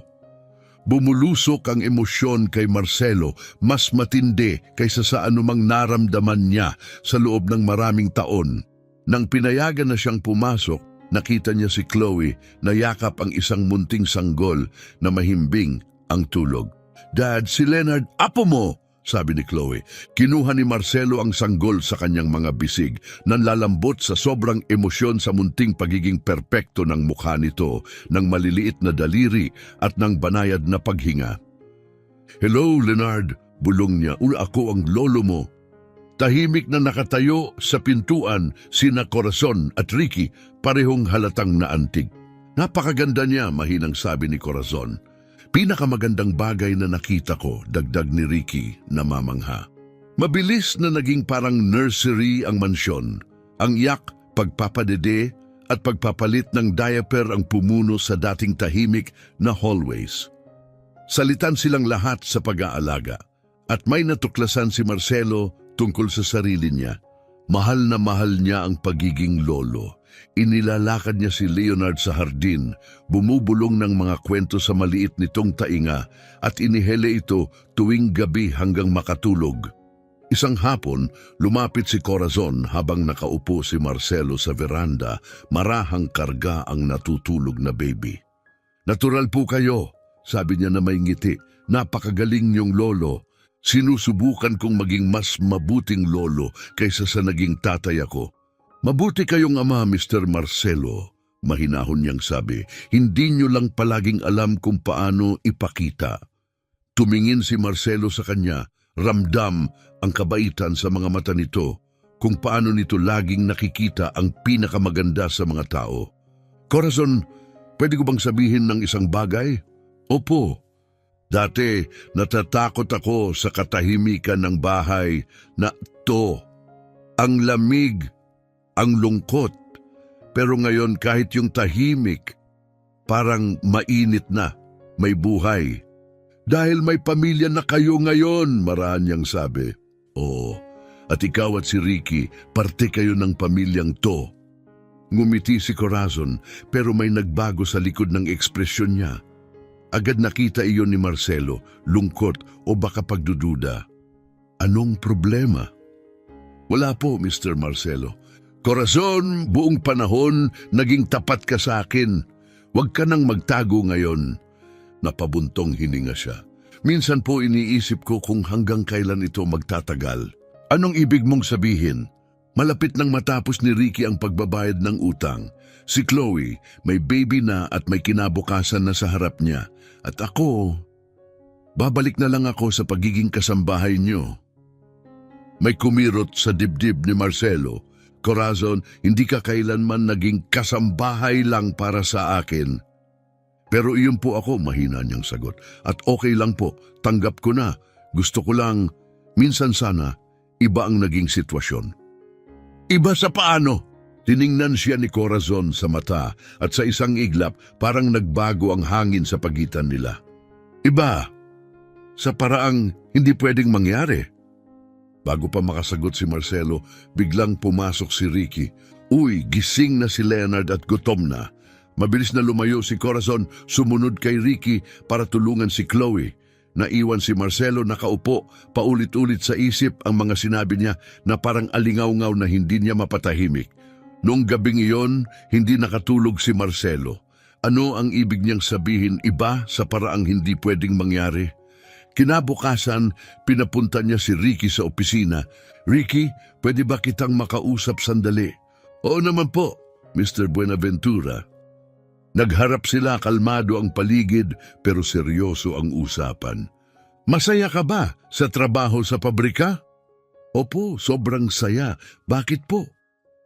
Dahil malapit mo nang mabayaran ang utang mo. Gusto kong malaman kung ano ang plano mo. Nag-isip si Ricky. Gusto ko pong manatili.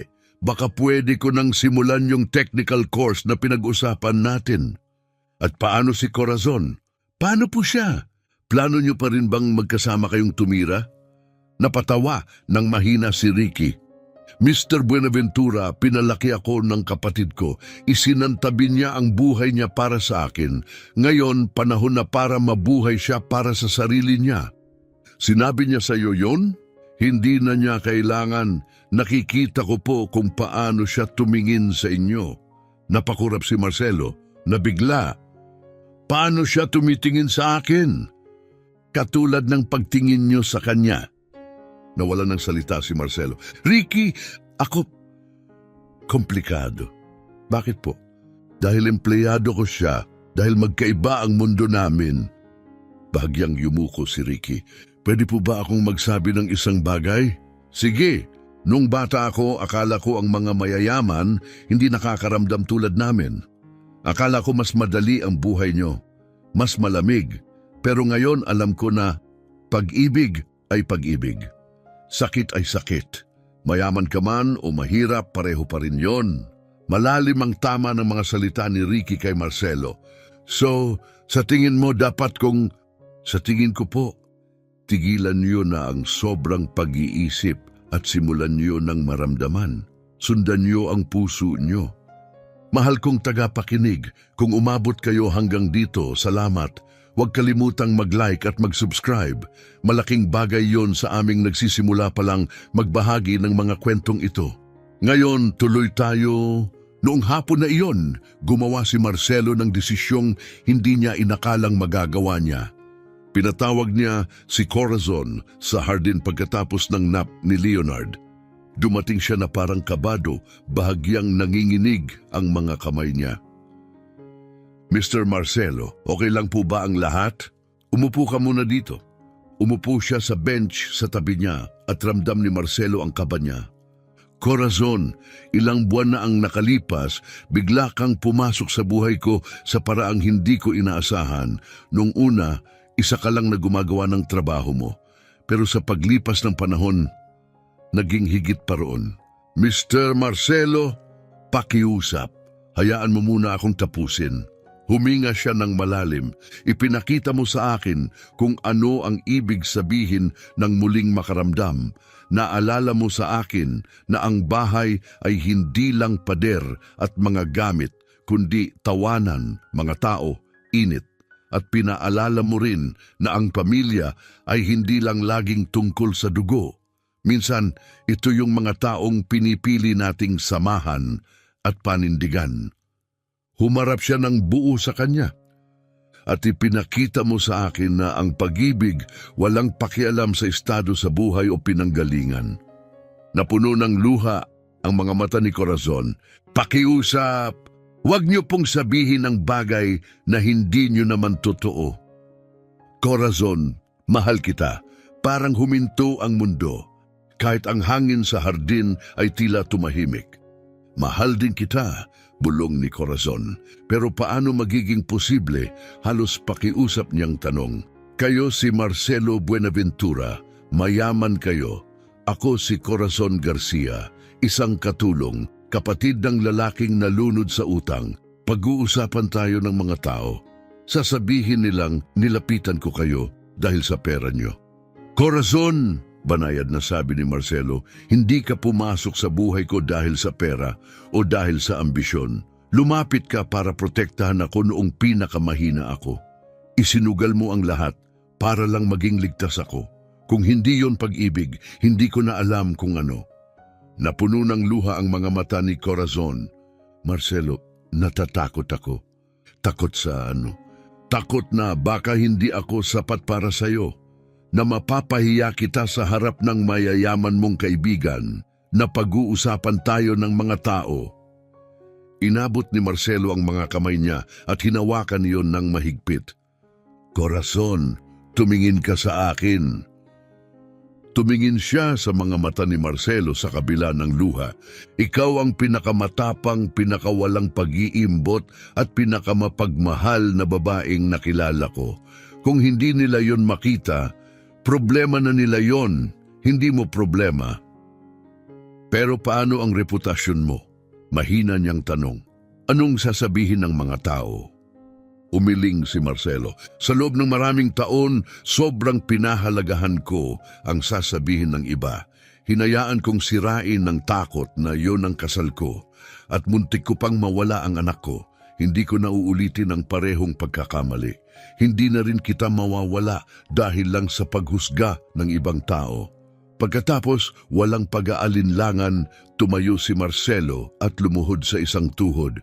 Corazon Castillo Garcia, papakasalan mo ba ako? Napasinghap si Corazon, gulat na gulat. Marcelo, ikaw ba ay nagpo-propose sa akin? Oo, at pakiusap, tigilan mo na ang pagtawag sa akin ng Mr. Marcelo. Tawagin mo ako kung ano ako para sa iyo. Tumawa si Corazon sa gitna ng luha. Marcelo, mahal, sigurado ka? Wala pa akong naging mas sigurado sa buong buhay ko. Kung ganon, bulong niya nakangiti. Oo, papakasalan kita. Tumayo si Marcelo at hinalikan siya, marahan, puno ng pagmamahal at ng lahat ng damdaming matagal niyang itinago. Halik iyon na puno ng pangako at mga pangarap na pinagsasaluhan. Pagkahiwalay nila, may nakita silang mga mukha sa bintana. Sina Chloe, Ricky at si Baby Leonard sa bisig ng nanay niya. Nanunubaybay ba kayo? Biro ni Marcelo na kunway seryoso. Siyempre, sigaw ni Chloe nakangisi. Sa wakas, Dad. Congratulations, sigaw ni Ricky. Finally! Nung gabing iyon, nagtipon ng pamilya para sa maliit na selebrasyon. Simple, masaya, puno ng tawanan at init. Tinaasan ni Chloe ng kilay ang ama niya. So, ready ka na talagang mag-asawa ulit?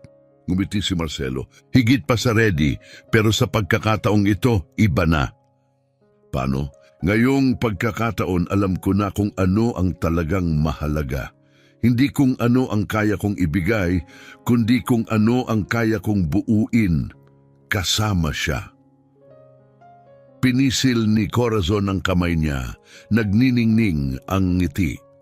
At natutunan ko rin na ang pag-ibig ay walang kinalaman sa yaman o pinanggalingan, dagdag niya. Tungkol ito sa pag-aalaga, respeto at pagbabahagi ng buhay. Kailan ang kasal? Tanong ni Ricky, halatang excited na.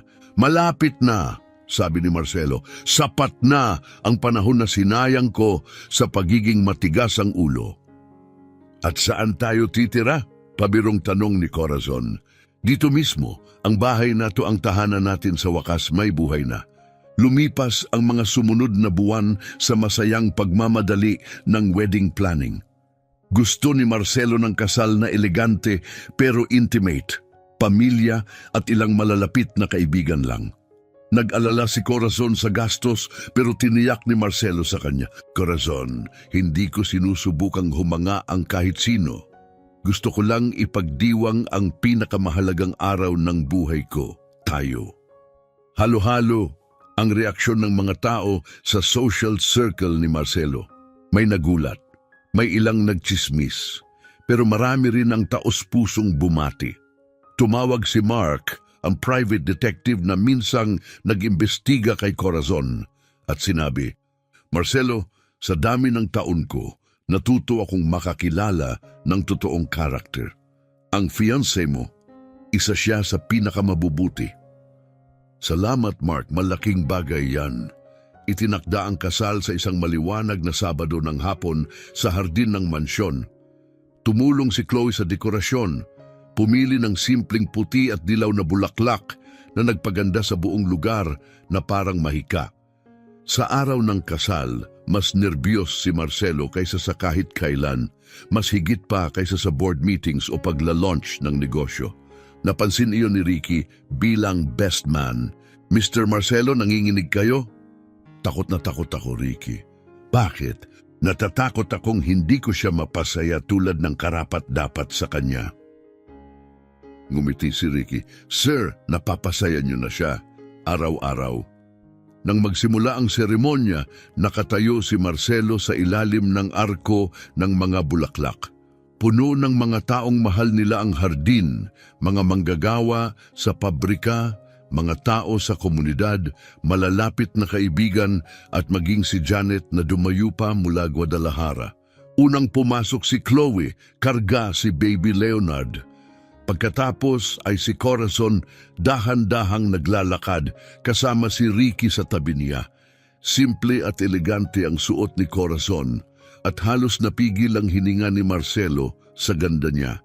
Pagdating ni Ricky sa altar, iniabot niya ang kamay ni Corazon kay Marcelo. Pangako mo, aalagaan mo siya, bulong ni Ricky. Ituturing ko siyang kayamanang bihira, sagot ni Marcelo. Pinangunahan ng seremonya ng isang matagal ng kaibigan ni Marcelo, isang hukom na kilala na siya sa loob ng maraming taon. Nang oras na para sa panata, si Marcelo ang nauna. Corazon, pumasok ka sa buhay ko noong araw na kailangan ko ng lakas at binigyan mo ako ng tapang. Pinaalala mo sa akin na ang pag-ibig ay hindi tungkol sa kontrol, kundi tiwala, suporta at lambing. Nangangako akong mananatili sa tabi mo, poprotektahan ang mga pangarap mo at pahahalagahan ang buhay na bubuuin natin magkasama. Umiiyak ng mahina si Corazon habang sumagot, Marcelo, binigyan mo ako ng tahanan at pamilya, ipinakita mo sa akin na pwede akong mangarap ng walang hiya. Nangangako akong mamahalin ka ng malalim, susuportahan ka palagi at pupunuin ang mga araw natin ng tawanan, kabaitan at debosyon. Nang ideklara ng hukom na mag-asawa na sila, napuno ng palakpakan at hiyawan ang hardin. Ang halik nila ay banayad, masaya at punong-puno ng pag-asa. Ang kasunod na pagdiriwang ay puno ng musika, sayawan at masasarap na pagkain. Hindi maalis ni Marcelo ang tingin kay Corazon. Sumasayaw kasama si Ricky, tumatawa kasama si Chloe, karga-karga si Leonard. Pakiramdam niya siya ang pinakamaswerteng lalaki sa mundo. Habang sumasayaw sila ng unang waltz bilang mag-asawa, lumapit si Marcelo at ibinulong. Salamat at sinabi mo sa akin na manahimik ako nung araw na yon. Bakit? Ngumiti si Corazon. Dahil iyon ang araw na talaga nagsimula ang buhay ko. Ang buhay natin, bulong niya pabalik, ang mga sumunod na buwan ang pinakamasaya sa buhay ni Marcelo. Maganda ang balanse nila ni Corazon. Tinuruan siya ni Corazon na bumagal, namnamin ang tahimik na umaga at mahahabang hapunan. Siya naman, hinikayat si Corazon na mangarap ng mas malaki at maniwala sa sariling boses. Sa buong suporta ni Marcelo, nag-enroll si Corazon sa night program para mag-aral ng business administration. Gusto niyang mas maintindihan ang mundo niya at balang araw, makatulong sa pagpapatakbo nito. Corazon, naiistorbo ka ba na nag-aaral ako ngayon? Tanong niya isang gabi. Naiistorbo? Ngumiti si Marcelo. Proud ako. Hindi lang asawa ang gusto ko. Gusto ko ng kapareha. Umunlad si Ricky sa pabrika. 6 na buwan matapos ang kasal, na-promote siya bilang supervisor. Lubos na niyang nabayaran ang utang at masaya na rin siya sa isang relasyon sa kasamahan niya sa trabaho. Marcelo, sabi niya isang araw, salamat sa pagkakataon, binago niyo ang buhay ko. Hindi, Ricky, pinaghirapan mo ang pagkakataon mo, binigyan lang kita ng espasyo para magawa mo. Nagkaroon si Chloe ng 2 matagumpay na exhibition. Lumaking napapalibutan ng pagmamahal si Leonard, kinukulit at sinuspoil ng lolo niya ni Tita Corazon at ni Tito Ricky. Eksaktong 1 taon matapos ang kasal, nasa hardin sina Marcelo at Corazon, pinapanood si Leonard na naglalakad ng unang hakbang nang humarap si Corazon kay Marcelo na may ningning ng ngiti. Marcelo, may sasabihin ako sa'yo. Ano yon, mahal?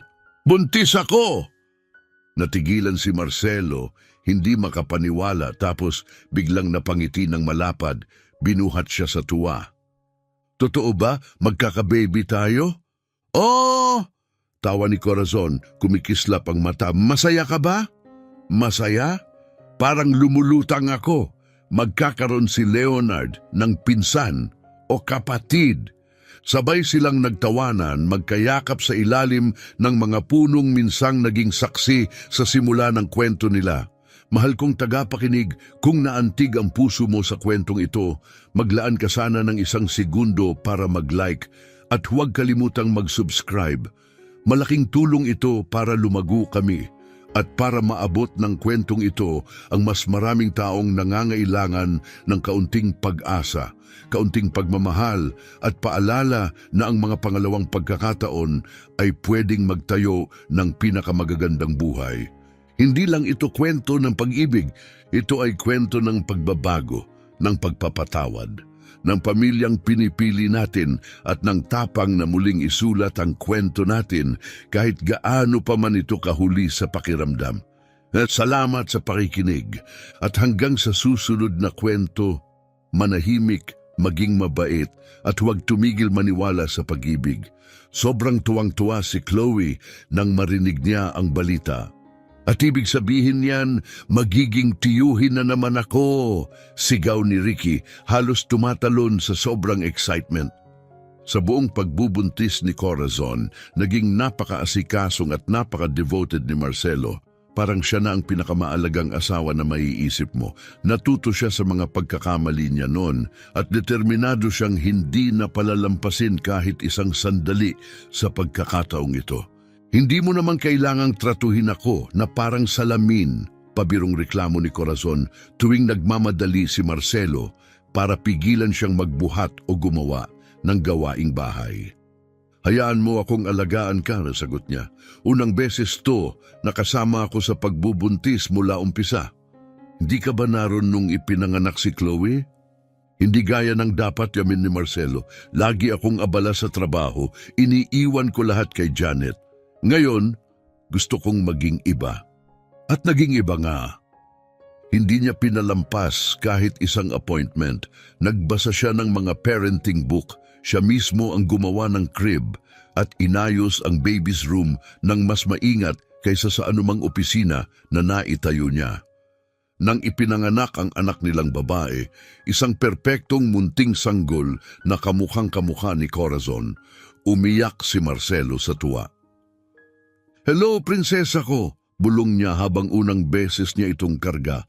"Ako ang daddy mo!" Pinanood siya ni Corazon, may luha sa mga mata. "Napakabuti mo ng ama," sabi niya. "Sinusubukan kong maging klaseng ama na karapat-dapat si Rosalie at yung klaseng ama na sana'y meron si Chloe nung una." Ang tahanan ng Buenaventura Castillo, pinilit ni Marcelo na panatilihin ni Corazon ang apelyido niya, ay punong-puno ng pagmamahal at tawanan. Si Leonard, 2 taong gulang na, ay sobrang mahal ang baby kasi niya. Si Chloe naman, nababalanse ang pagiging ina at ang art career niya. Si Ricky, ikinasal sa girlfriend niyang si Fernanda at matapos ang ilang buwang pagtira sa kanila, lumipat na rin sa sarili niyang bahay. Isang tahimik na gabi, 2 taon matapos ipanganak si Rosalie, pinapatulog ni na Marcelo at Corazon si Rosalie nang marahan niyang tanungin, "Marcelo, may pinagsisisihan ka ba?" Tumingin siya kay Corazon, nagulat. "Bakit mo natanong?" "Wala lang, naiisip ko lang." Huminto si Marcelo, nagmuni-muni. "Pinagsisisihan kong hindi kita nakilala ng mas maaga. Pinagsisisihan kong muntik ko nang mawala si Chloe dahil sa sobrang pride ko. Pinagsisisihan kong natagalan akong maunawaan kung ano ang talagang mahalaga sa buhay." "At ano ang hindi mo pinagsisisihan?" Ngumiti si Marcelo. "Hindi ko pinagsisisihan na kinuha kitang kasambahay. Hindi ko pinagsisisihan na tinulungan ko si Ricky. At lalong hindi ko pinagsisisihan na nahulog ang loob ko sa'yo kahit alam kong magiging komplikado. Bakit hindi? Dahil ang pagmamahal sa'yo ang pinakamagandang desisyong nagawa ko." Niyakap niya si Corazon at pinanood nilang mahimbing ang tulog ni Rosalie. "Corazon," bulong niya, "naaalala mo ba yung araw na sinabi mong manahimik ako? Siyempre, iyon ang araw na nagbago ang lahat." "Para sa akin din. Kung maibabalik mo ang lahat," tanong ni Corazon, "may babaguhin ka ba?" Ngumiti si Corazon. "Wala, kahit yung sandaling tinakpan ko ang bibig mo." "Bakit?" "Kasi dun ko napagtanto na kaya kitang protektahan, na hindi ka lang amo. Tao ka na pwede kong alagaan." Hinagka ni Marcelo ang noo niya. "Mahal na mahal kita, higit pa sa kayang sabihin ng salita. Mahal din kita."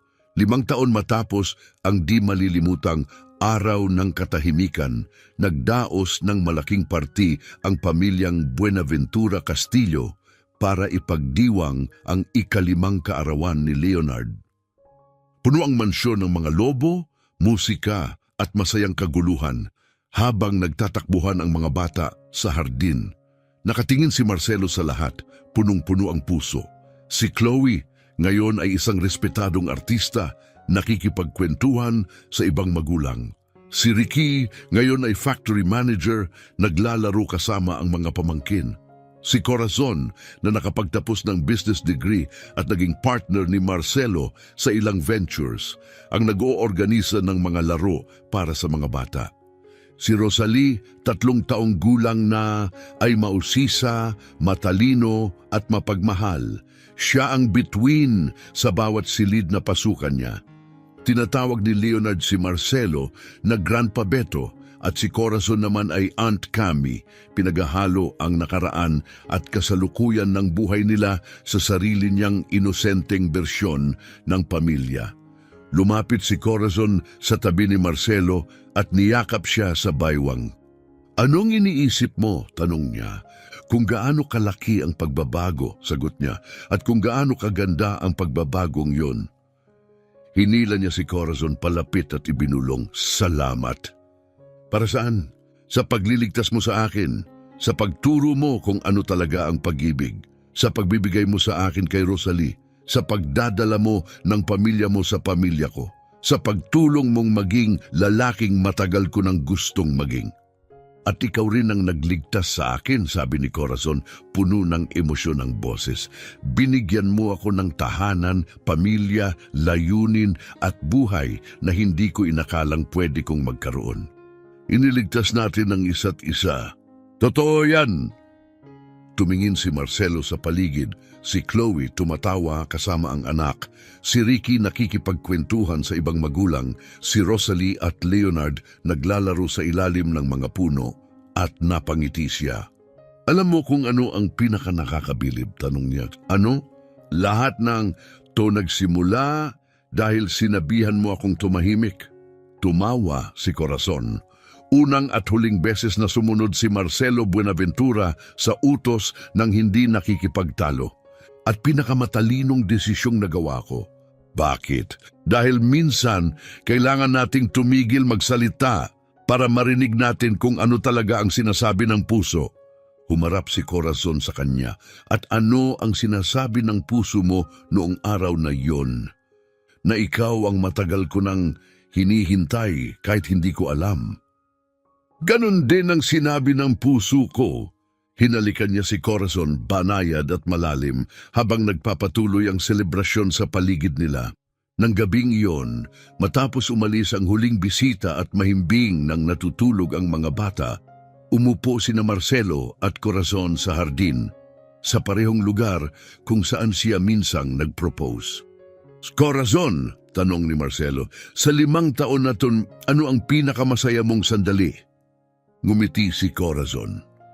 "Mahirap sagutin, siguro yung araw na ipinanganak si Rosalie, o nung nabenta ni Chloe ang una niyang painting, o nung na-promote si Ricky, o nung una mo akong sinabihang mahal mo ako. Para sa akin," sabi ni Marcelo, "yung araw na sinabihan mo akong manahimik." "Bakit yon?" "Dahil tinuruan ako noon magtiwala, hayaan ng ibang tao ang manguna, at maunawaan na ang tunay na pag-ibig, nagpoprotekta, at minsan, nagsasabing, shh, iyon ang simula ng lahat." Maranyang hinalikan ang kamay niya. "Salamat sa pagpasok mo sa buhay ko, sa paraang hindi ko inaasahan. At salamat sa pagpapastay mo sa akin." Tahimik silang nagupo ng ilang sandali sa ilalim ng mga bituin.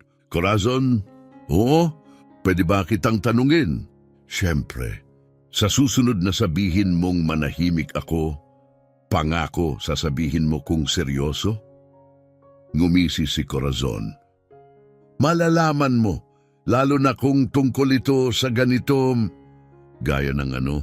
"Malalaman mo sa loob ng 6 na buwan." Nanlaki ang mata ni Marcelo. "Ibig mong sabihin, buntis ulit ako?" Tumalon si Marcelo at sumigaw sa tuwa. Sobrang lakas na malamang nagising pa niya ang kapitbahay. Binuhat niya si Corazon at inikot-ikot sa hangin. "Talaga, magkaka-baby na naman tayo?" "Oo, magiging ate na si Rosalie!" Mahigpit niyang niyakap si Corazon, umaapaw ang puso. "Corazon, mahal na mahal kita. Minsan pakiramdam ko sa sabog ang puso ko. Mahal din kita, Marcelo, palagi." Tumingin siya pabalik sa bahay kung saan natutulog sina Chloe at Leonard, kung saan nananaginip si Rosalie sa crib at kung saan nagsisimulang lumaki ang bagong buhay. Naisip niya sina Ricky at Fernanda na bumubuo ng sariling buhay, ilang kanto lang ang layo. Naalala niya kung paano nagsimula ang lahat sa isang pangungusap na nagbago ng lahat. "Corazon, oh, salamat sa pagbago ng buong mundo ko sa 5 salita lang." "Anong 5 salita?" "Tumahimik ka sa ngalan ng Diyos." Sabay silang nagtawanan. Alam nilang ang mga salitang iyon ang nagligtas sa kanilang dalawa. Naghatid ang mga iyon sa bagong buhay, bagong pag-ibig at pamilyang hindi man nila pinlano pero tila itinakda. Wakas, mahal kong tagapakinig, maraming salamat sa pagsama sa amin sa emosyonal na paglalakbay na ito. Kung naantig ang puso mo, sabihin mo sa comments, naniniwala ka ba na kayang daigin ng pag-ibig ang pagkakaiba, mga pagkakamali at pangalawang pagkakataon? Ibahagi ang opinyon mo, sabihin ang paborito mong bahagi at huwag kalimutang mag-like at mag-subscribe para hindi mo ma-miss ang susunod na kwento. Ang suporta mo ang nagbibigay sa amin ng lakas at tumutulong para makapaghatid pa kami ng mas maraming kwento ng pag-ibig, pagtubos at pag-asa sa mga taong nangangailangan. Hanggang sa susunod, tandaan, minsan ang pinakamagagandang simula ay nagsisimula sa pinakasimpleng salita. At minsan ang pag-ibig ay nagsisimula sa katahimikan,